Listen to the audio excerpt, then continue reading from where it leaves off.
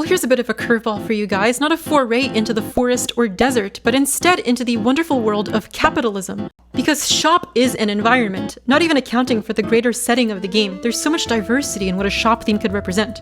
It could simply be background music for the environment of the shop, a character theme for the shopkeeper, or perhaps just underscore for the experience of shopping. And low-key, some of my favorite themes in video games are shop themes. A shop in a video game could be selling a broken stick and a pile of lint, and as long as there's ironic bossa nova playing in the background, you better believe I will absolutely give them every last simoleon in my wallet.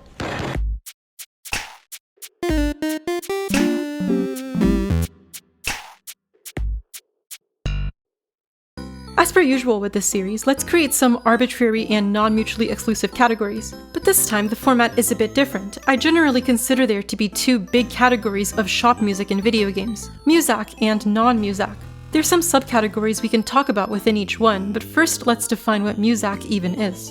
In short, Muzak is a term used to define that kind of canned, easy-listening music you would hear in American grocery stores, malls, office buildings, and stereotypically elevators during the latter half of the 20th century.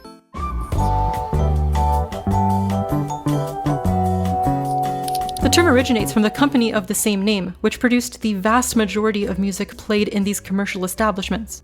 And the name has since become a metonymy of sorts, not only referring to the wide array of tunes vaguely in the genre, but more colloquially, pretty much any easy-listening music you would generally associate with American consumerism of the 20th century.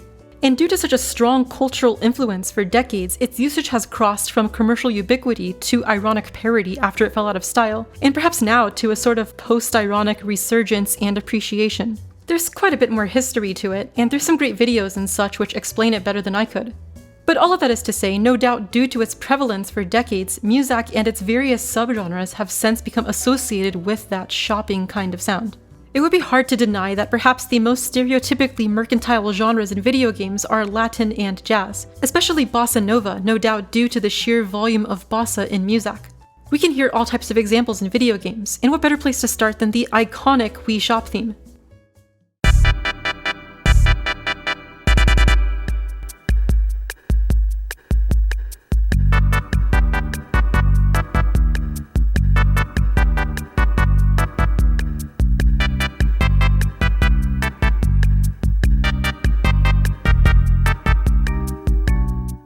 This tune is of course an absolute banger.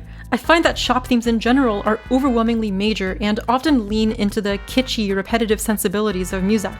And especially in this Nintendo-y kind of sound, is even jauntier and dinkier than pure Muzak or just standard bossa. Of course the instrumentation is quite different as well, with most of these instruments being synthesized imitations of their counterparts you would otherwise expect in the genre. The bass hits that classic dotted quarter note eighth bossa pattern,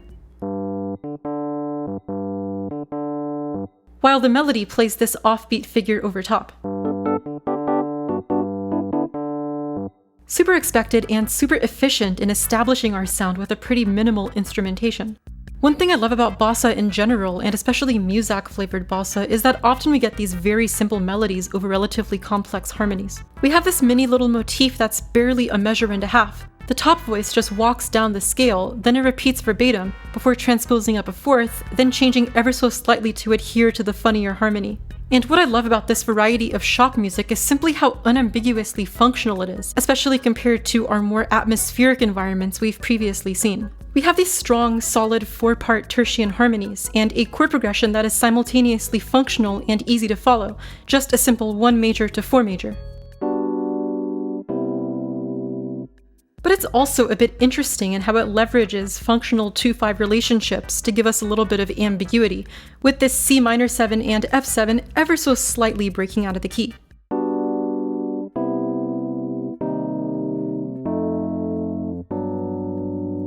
It's this combination of exceedingly simple and repetitive motifs superimposed over funny chord changes that defines this video game shop kind of idiom, at least in my opinion. It just sounds so delightful and a wonderful underscore to a quirky and novel shopping experience where you spend Wii-flavored Monopoly money. And we can see so many other examples of this kind of sound, such as the shop theme from Piku Niku.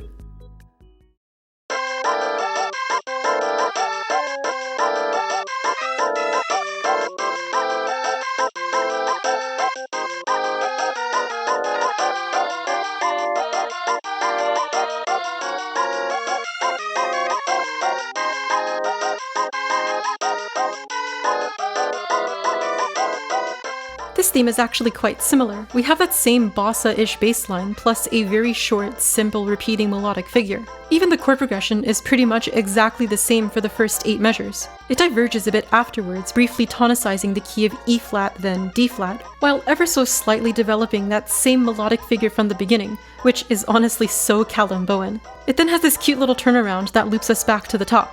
One noteworthy aspect of this tune, apart from the chords and melody, is the EQ. We've previously seen how underwater music tends to EQ out the higher frequencies using a low-pass filter, or just generally lean towards instruments that lack that higher end, to emulate that kind of sound of physically being underwater.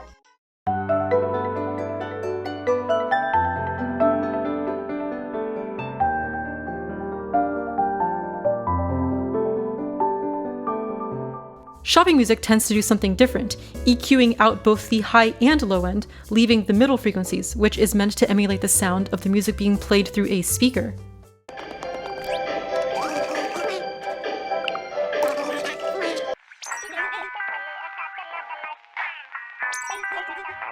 And I think that's really cool to see. It's still kind of an environmental EQ in a sense, but it simulates the experience of being in a store and hearing Muzak played through a poor quality overhead speaker in the corner. But it's also interesting to think about how shopping music plays with diegesis. Typically, our water and ice themes don't literally exist in the game world. It's underscore only intended for you, the player, to experience. The EQ that emulates the sound of being in that environment is strictly a compositional decision meant to sound more immersive. It's obviously unlikely that when you hear an underwater theme in a game that a full-string orchestra exists and is playing the music just off camera. Sometimes with shopping music though, the music is intended to be uniquely diegetic. The Mario Odyssey example is interesting because not only is it at least plausibly diegetic, but as far as I can remember, the only instance of music that exists in-game as well. The EQ implies it's playing through the speaker in the store and Mario can hear it. And that just adds such an interesting layer of immersion. One final thing I'll say about video game shops before moving on is that apart from meta shops like the Wii Shop or abandoned malls and the like, there is an inherently human aspect to the environment. An ocean, for instance, just exists in the world and you are typically just subject to its influence. But a shop was made by someone and typically is defined by the interaction between you, the player, and the merchant. It's because of this that shop themes are so rarely ambient. It's an experience where you have to be present. You're actively making these decisions that directly impact both you and also the shop. These bouncy, mindlessly positive melodies over interesting harmonies exist because spending money is fun as hell. And in universe, the shop wants you to be engaged and spend all of your money. It's the exact same principle behind Muzak in real life. Supermarkets and malls used specific Muzak playlists to match their brand identity, hoping to overall increase your immersion and sense of wanting to stay within the store. But anyways, I'm not going to wax poetic about video game shops forever, and we'll take a look at other tunes which play with the idea of diegesis in a bit. But first, let's take a look at a tune which leans more towards the jazzier sensibilities of Muzak. The Pokemart theme is a lovely example of this.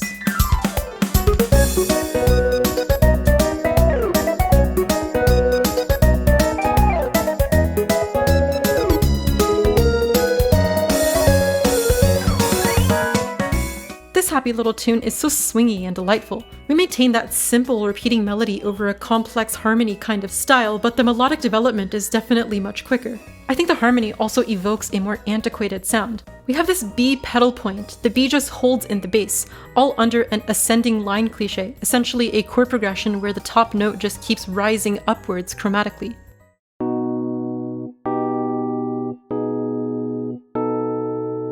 It feels so 70s in my opinion, which of course is rather idiomatic to Muzak. Could be just a coincidence and entirely uninspired by the sound of course, but I think it's a cool, shoppy kind of tune nonetheless. Speaking of which, all this talk of shopping makes me want to take a quick break to buy some goodies on the internet. This website looks legitimate. Well, it was a scam and I lost all my money. If only I had used NordVPN, the sponsor of today's video. You probably already know that NordVPN is the fastest and most trusted VPN on the market. But did you also know NordVPN can keep you safe in many other ways as well? We can go to the NordVPN app, click the little shield, and access everything that will protect your computer in real time. We got ad and tracker blockers, preventing your information from getting stolen as you browse. Anti-malware, which automatically scans any file you download for malicious activity. And advanced browsing protection to protect you from sketchy links, phishing attempts, and fraudulent storefronts. Get all these features and more by using my link. You'll get 2 years plus an additional 4 months. It's all entirely risk-free with NordVPN's 30-day money-back guarantee. Link is in the description. But anyways, Muzak is interesting in that it's not just any one genre. In fact, many tunes in the 70s through 90s leaned harder into pop and soft rock sensibilities, in addition to the aforementioned Latin and jazz. We can hear this in Fortune's Bella from Dead Rising 2.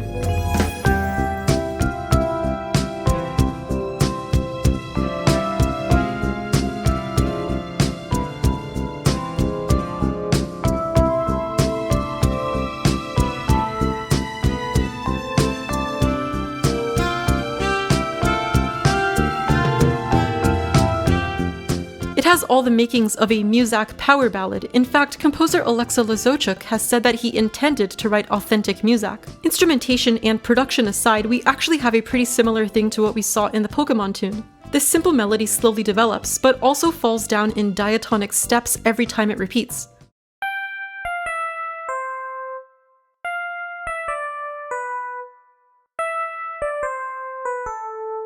Meanwhile, the harmony also does a pedal point thing, sustaining that C in the bass for the entirety of this first phrase.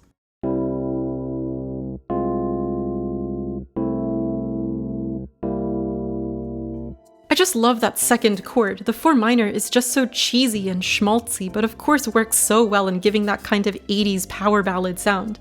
Another interesting aspect of Muzak, and shop music by extension, is the inherent comedy. Especially in these settings where the composer leans into a super elevator music kind of sound, our modern cultural perception is such that it sounds so dated and insipid, which has been juxtaposed against more serious action sequences countless times in pop culture.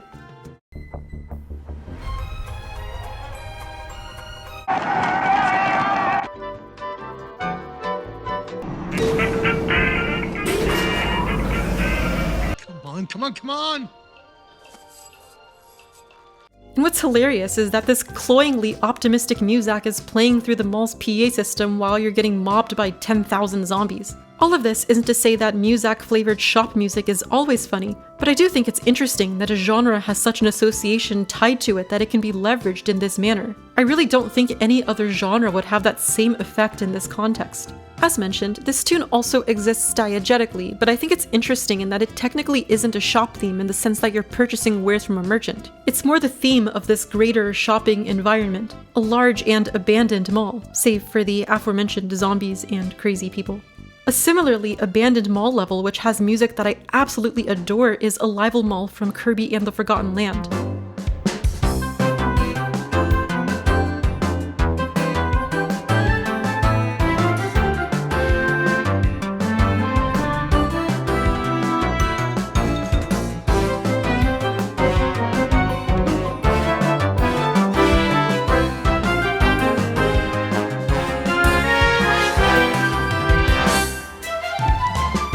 The melody is short, simple, dinky, and repeating, like we saw in the bossa section, and of course very Kirby-ish, but otherwise the development, chord choices, and rhythm section feel very late Muzak to me, kind of leaning into the more earworm pop sensibilities. I feel like if you just changed the instruments, it would sound like a department store.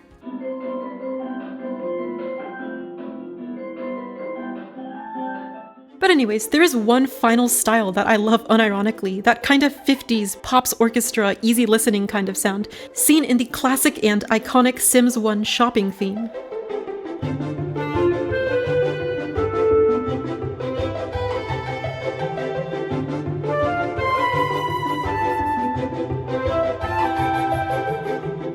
That bouncy pizzicato playing arpeggios over the offbeat hits in the strings is just so idiomatic to that 50s sound, which of course definitely fits in this hyper-suburban, consumerist Americana setting. Honestly, I would argue this kind of sound has actually remained more culturally relevant than late Muzak. It's famously appeared in the Always Sunny theme. I'm gonna save my dad's life.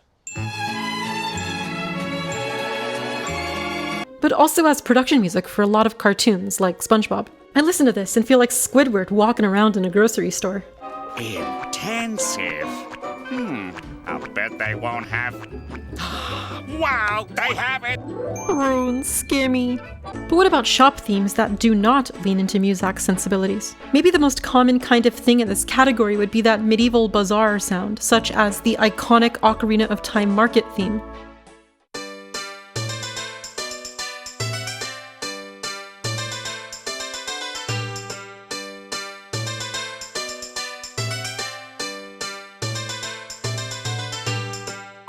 The fast triplet meter, classical melodic form, and simple harmony all played on this lute-like instrument are just perfect for this open castle-town market with people dancing in the street and a dog running around all crazy.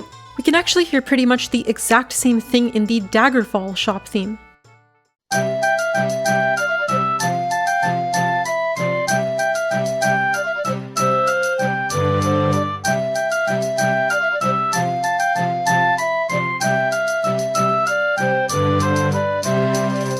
Honestly, I don't even know what else there is to say. I mean, both tunes pretty much do the exact same thing. It's cool to think that despite being quite different in genre, it does kind of accomplish the same thing as the earlier Muzak-style tunes. The more upbeat triplet feel and instrumentation underscore the more populated and medieval environment. But otherwise it feels so inviting and encourages you to look around and buy things. There's harmonic variation later, but the simple strong melody and basic harmony in the beginning feels so anthemic. Almost like the store's theme song in a sense. What about the same kind of thing but changing the setting to these cute little small town shops? The Stardew Valley shop theme does this quite effectively.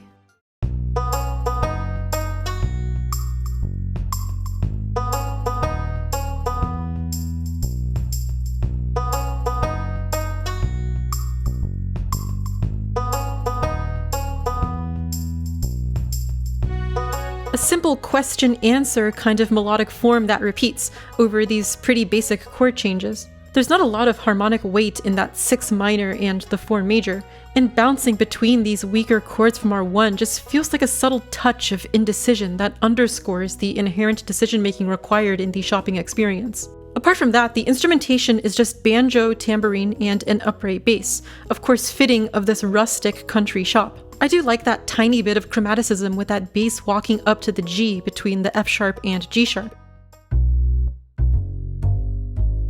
Just a hint of bluesiness and works wonderfully in this rural kind of setting. We can hear even more of that sound in Earthbound's shop theme.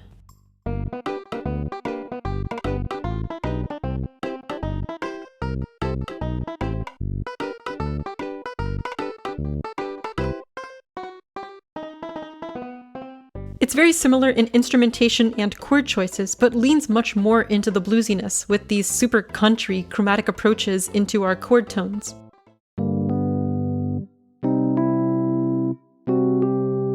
It similarly works quite well as the theme for this kind of podunk small-town America general store. And the last category is kind of a funny outlier. Both of these themes happen to be a bit more ambient and spooky, but honestly I consider the similarity between them to be that they're actually themes of their respective shopkeepers, rather than the store or the experience of shopping. First, there's Charon's theme from Hades.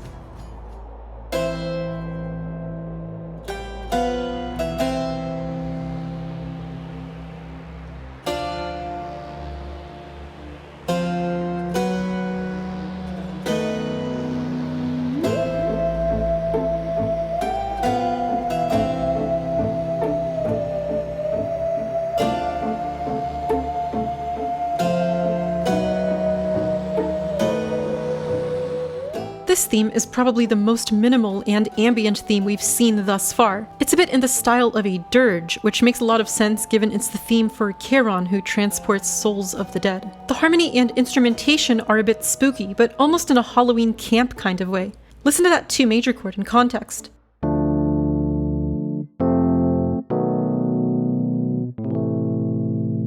And with the theremin melody over tentative pizzicatos, it has this awkwardness that perfectly describes Charon and our interactions with him, considering he only speaks in unintelligible groans. But there's also this really neat dual purpose. It's not just serving as a pure character theme, it's a clever little game design trick. The first time you play the game, you have to learn what the icon on each door at the end of a room means by just entering it. Pretty much every other icon leads to some big fight with a reward at the end, but this one is of course the shop, a welcome reprieve from the violence. And I would argue the music makes it immediately apparent. All other themes throughout the various levels of hell, apart from NPC rooms, hit you with loud, fast Greek metal in this intense, composite Phrygian kind of tonality.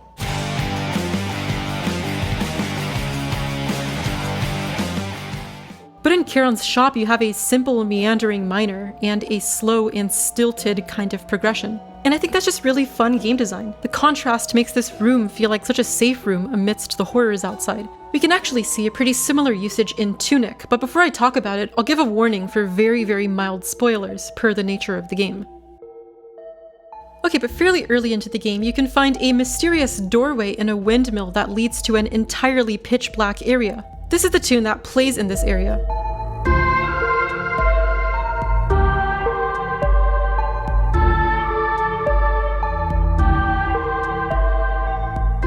Kind of interesting and contemplative. To me, it similarly has this kind of awkwardness, both in the horn-like instrument in the melody, and also that intriguing ostinato underneath. The chords on paper look pretty simple, but it's so minimal and kind of only vaguely outlines the chords. It feels a bit classical in the progression, but also kind of unexpected and foreign in the way the chords are a bit unresolved, which actually plays into the themes of this game perfectly. But as mentioned previously, it's also kind of a character theme in a pretty funny way. When you first enter, you know absolutely nothing about this room. You've never seen a room entirely pitch black before, and you're also greeted with question marks in the top left. As you progress further into the void, you're immediately jump scared by this giant and imposing skeleton guy.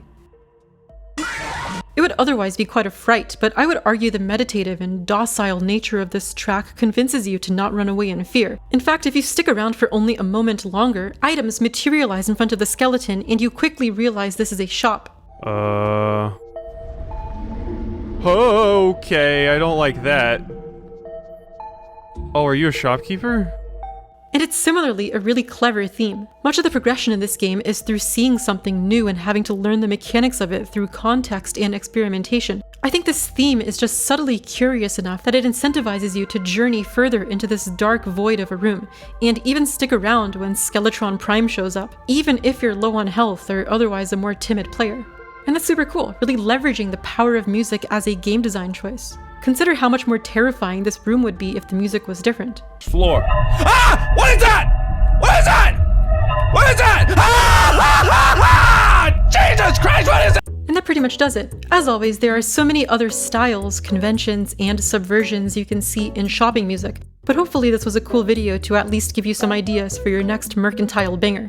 Post your favorite shop, market, or mall level themes in the comments. I'm always looking for more of these. But anyways, if you'll excuse me, all of this shopping music has put me in a spending mood.